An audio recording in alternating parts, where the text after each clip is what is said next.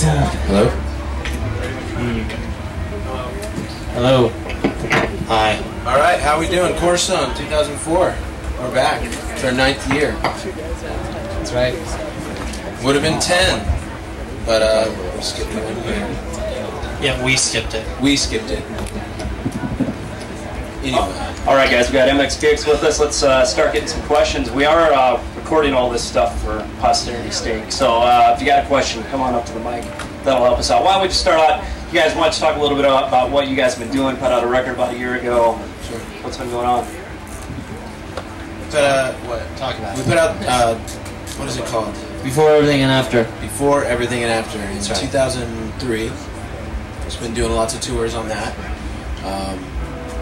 We did some supporting tours. We did some co-headlining tours. We did plenty of our own shows as well. This summer we're not on a tour. We're just kind of doing one-off shows. Didn't really feel like touring was the way to go this year. A lot of the tours, as you know, are getting canceled because they're doing so badly. So we were like, why even bother? So, I mean, we have a really good track record as far as ticket sales and stuff. We didn't want to ruin it, so we just decided to go into the studio and work on some new stuff. We've got a studio at home that we work in, and us, along with one of our friends, came in and just kind of redid everything. And that's kind of what we've been doing lately. Yep. Brings us up to date. So that's us. What's up with you? Redoing everything, meaning putting new gear in the studio, selling old gear, making things nicer. Updating. For us to work Redoing, meaning in. to do again. Redo. Yep. Okay. Any questions? I mean, I don't know what else we're supposed to really say except for answer questions, right?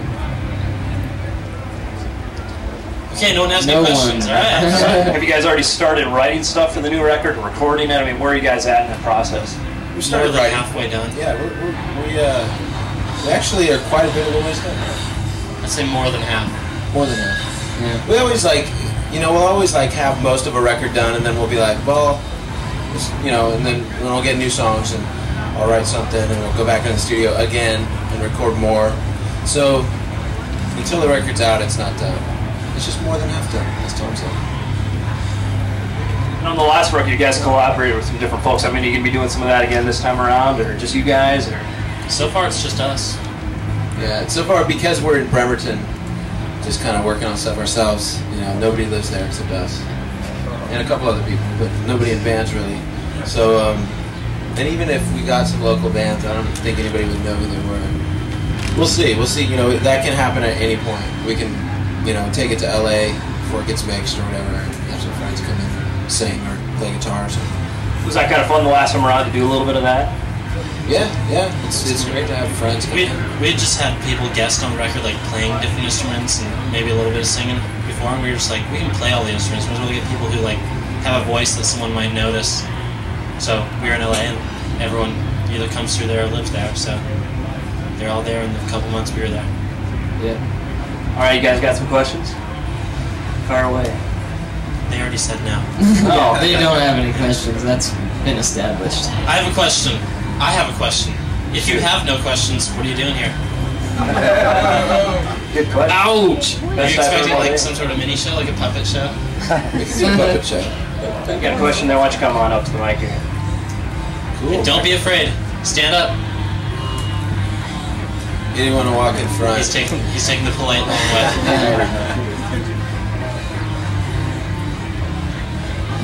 Earlier on in your career, when you began the crossover from the Christian market to the more general market, you guys received a lot of criticism. Is that still an issue, or has everybody pretty much gotten used to the idea that you guys are a general market band? I'm not really sure. The question was, do we still get criticism for being in the general market rather than being in the Christian market?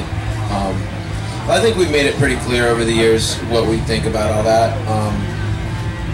And for the most part, fans of our music understand that. And people that don't agree with us have long since not listened to us. And people that do agree or don't care are still around listening to us. So I'm sure people naysay. But It's not really the hot topic. but yeah, you know, what's the point? I mean, music has changed overall a lot, and nowadays we're not the only band to talk about as far as that's in the general market that you know, a band that believes in Christianity and God. So in that way, it's not such a weird thing that we are Christians. In other ways, yeah, maybe it was a big deal because nobody was doing it back then, and that's why it was. I don't know. What do you guys think? You tell us. You guys are critics and journalists and people with cameras. Is it still an issue with us? Anybody? Excuse me. I commend you guys taking such a positive stand outside of Christian music. Been a very good example, I think. Thank you. And there's another thing is we actually get a lot of crap from non-Christians, record labels and critics, even just music fans. They just hate us because they know that we're Christians. They don't even know our music or care to. But you know what? That's you got to worry about. You can't worry about everything because there's always going to be people that hate you no matter what. So Worry about the things you can change because we never make everyone happy all the time. right. I'm not going to be able to change some guy's mind that just hates me because I'm a Christian, and I'm not going to be able to change some Christian's mind because they hate me because I'm not a Christian. So go figure. How do you figure that one out?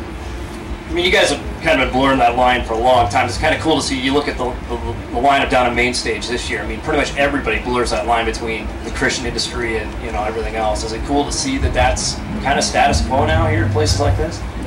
Well, I mean, I just think that's just the part of the process in anything, in music especially, is people lead and then others follow, and there's just more and more bands out there. Period. You know, there's more pop punk bands for one, Christian and non-Christian. There's more. I don't know. There's just more out there, and Cornerstone is a really good place to see what is out there. But as far as like having more bands like that, I think that is a good thing. I think the more, I don't know, it scares people because they're like, what's up with this new Christian trend or whatever, you know? And it's like, I don't know. I mean, for me, it's like, I don't think it's a trend really. It's just maybe there's people are paying more attention to those bands that never got paid attention to in the first place. Because they've been around. So, does that make sense? I was just wondering if there was any songs, books, or any scriptures or anything that mainly inspires you guys, either in music, life, or anything else. It's sort of an ongoing thing as far as being inspired. Different things can inspire you.